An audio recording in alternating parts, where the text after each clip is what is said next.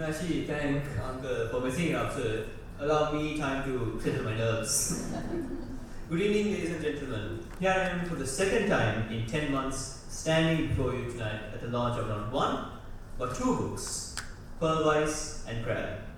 This dual launch marks a significant milestone in my father's journey, and I'm honored to offer a few words of gratitude on behalf of our family. I've done this once before, at the launch of Awaken in December 2024. I was nervous back then. Today I'm less nervous, but also proud. Because these books aren't just pages bound in print. They're reflections of a man who refuses to stop working even when the rest of us are maybe watching Netflix. To our chief guest, Professor Randiv Emerson, a dear friend of my father, thank you for honoring this occasion. With your presence, your support add depth to this moment, and we are truly grateful. To the book reviewers, Uncle Peter, who for some reason is at the back and not at the front row, and Aunt Fiona, thank you for engaging with these works, not just as readers, but as thinkers. Your reflections have helped audience to get a feel of what to expect in these books. To the choir, thank you for lifting the spirit of this evening with your voices. You reminded us that awakening is not just intellectual, it's emotional and musical that can be shared. To every attendee who are dear to my father, thank you for being here. Whether you came out of curiosity, friendship, or just because you can't refuse my father. You are now part of the story.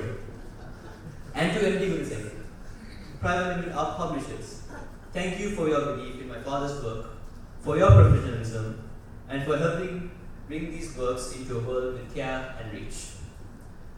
Now, what about the author? My dad. My dad doesn't stop working.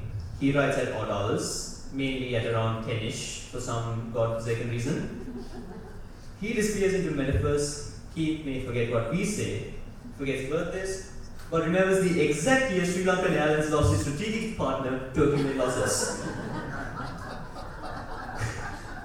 He may have taken a lot of family time away, but strangely, that sometimes works for me because I can squeeze in a little bit of more screen time. But jokes aside, there's a question I often ask myself. Is it inspirational or is it pressure? And the answer is yes, it's both. It's pressure to look up for a legacy, but it's also inspiration to build my own. My dad doesn't just write books, he builds bridges for the next generation to walk across. He challenges us to be better than him, and he means it. He believes in it.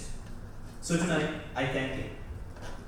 Not just for the books, but for the quiet sacrifices, for the courage to keep going, and for showing us that to be relevant is not a gift, it's a discipline. Thank you all for being here. Let's keep the silence stirred, let's keep the comfort challenged, and let's keep the altitude rising. Thank you.